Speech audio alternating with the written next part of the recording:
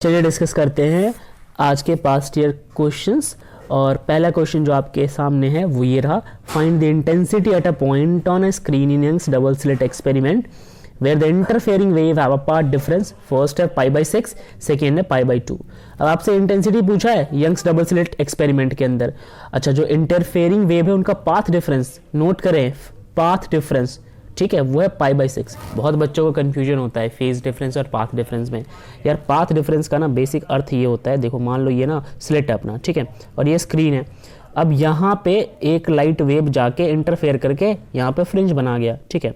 तो बात सवाल ये है कि यहाँ से यहाँ तक का जो पाथ डिफरेंस है वो निकालना है, क्योंकि देखो एक्चुअल में इसको यहाँ जाना चाहिए था, ठीक है, यहाँ जाना चाहिए था, लेकिन वो यहाँ चला गया, तो कुछ तो हुआ ना इसका पाथ डिफरेंस, तो वो चीज़ है पाथ डिफरेंस।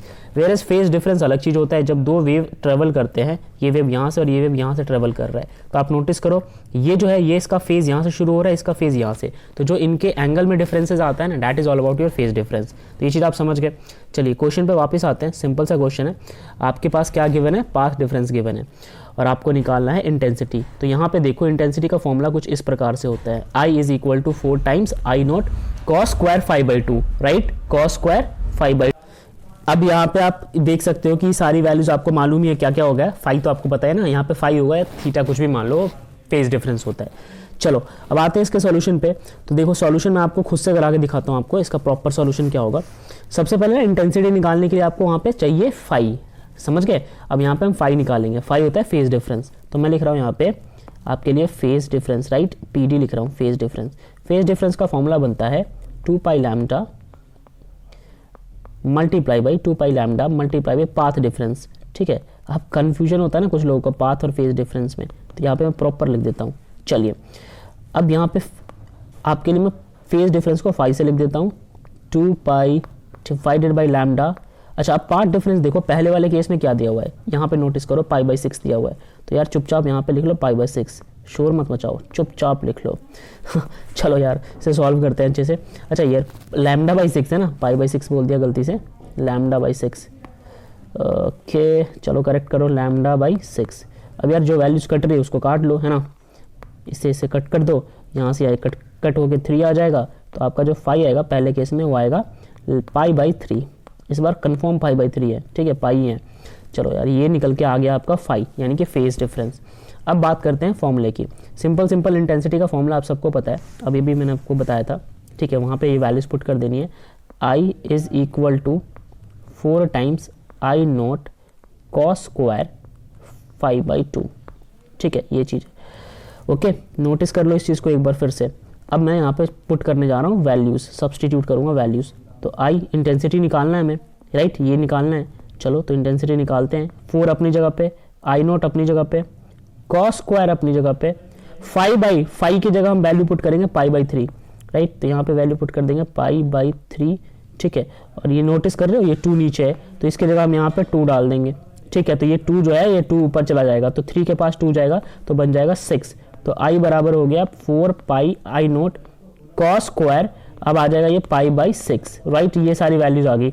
अब हम ओवरऑल आंसर निकालेंगे, तो आपको पता होगा कि जब आप इसको, चलो मैं आपको बताता हूँ डिटेल में अच्छे से।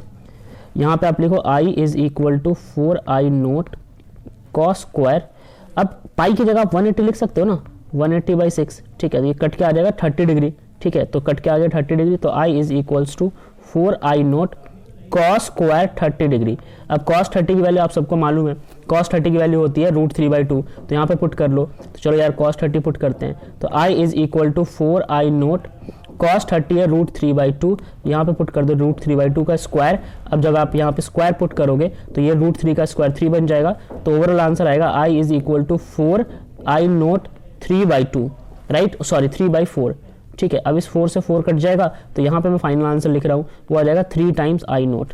चलो तो मैं आपको यहाँ पे स्क्रीन में दिखाता हूँ, जो आंसर आया ना ये आया 3 टाइम्स I नॉट पहले वाले का। इन्हें सिमिलरली अगर आप π/2 पे निकालोगे तो भी आंसर आपका π/2 पे यही निकल के आएगा, ठीक है। आप सिमिलर तरीके से पुट कर लेना, यहाँ पे बस π/2 पुट करना। आई अगेन रिपीट, 5 की जगह π/2 रिपीट करना, बाकी सॉल्यूशन सेम होगा, ठीक है।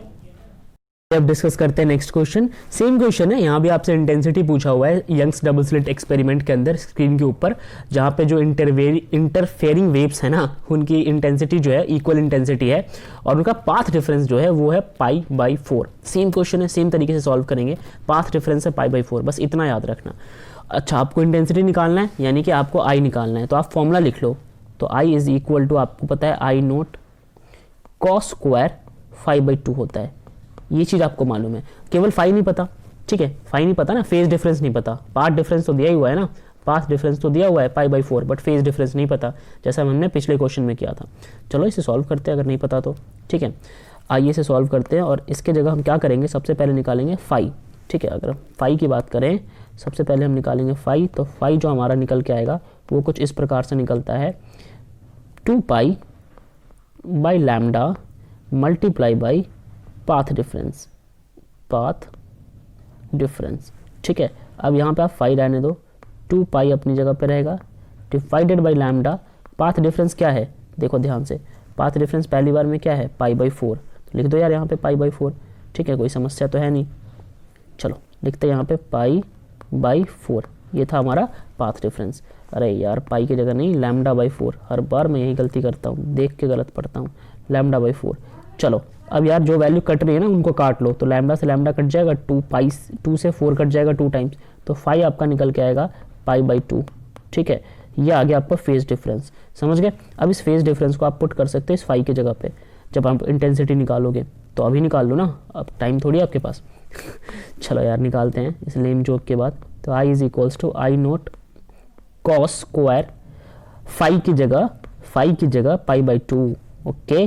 तो यार ये आ गया π/2, नीचे ऑलरेडी 2 है, हाँ नोटिस करना, ये वाला 2 ये यहाँ नीचे चला गया, और ये π/2 का यहाँ पे π/2 था। चलो अब सॉल्व कर लो, अब इसको सॉल्व करोगे तो ये आ जाएगा आई नोट, ठीक है, कॉस स्क्वायर π/4, ठीक है। अब π/4 होता है 45 डिग्री, ठीक है। तो यार यहाँ पे मैं लिख रहा हूँ आपके लिए, बढ़िया से लिख रहा हूँ आपके लिए, I is equal to I naught cos square 45 degree, बस 45 डिग्री, खेल खत्म।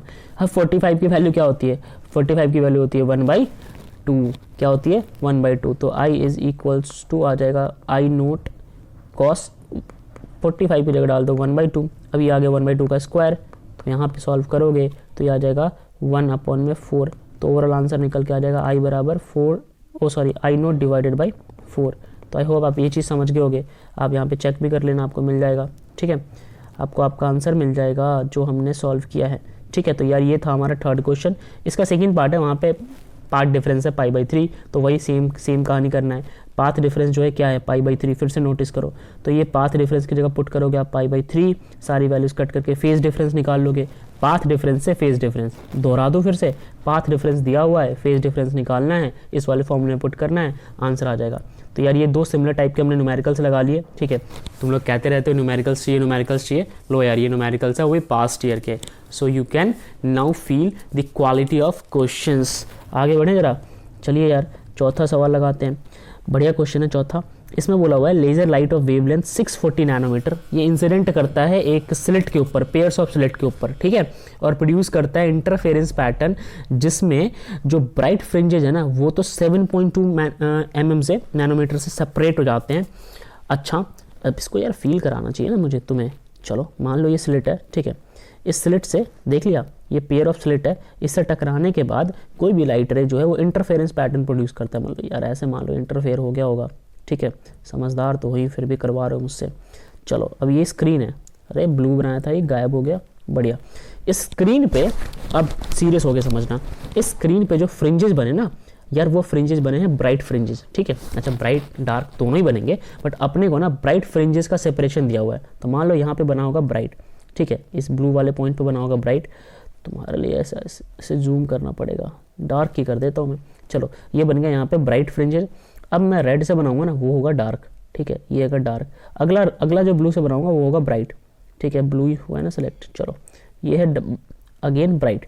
तो बोला क्या है कि इस ब्राइट और इस ब्राइट के बीच का जो सेपरेशन है ना, ठीक है, सेपरेशन देख रहे हो, ब्राइट के बीच का ये सेपरेशन वो है 7.2 mm का। अब आपको बताना है calculate the wave length of another source of light which produce the interference fringes separated by 8.1 mm। यानी कि मान लो कि यहाँ पे कोई सोर्स रहा होगा, ठीक है, ये ब्लैक वाला सोर्स रहा होगा यार, इस सोर्स ने तो अपना काम कर दिया, यहाँ पे ब्राइट फ्रिंजेस बना दिया और उसका जो सेपरेशन है वो है 7.2 का।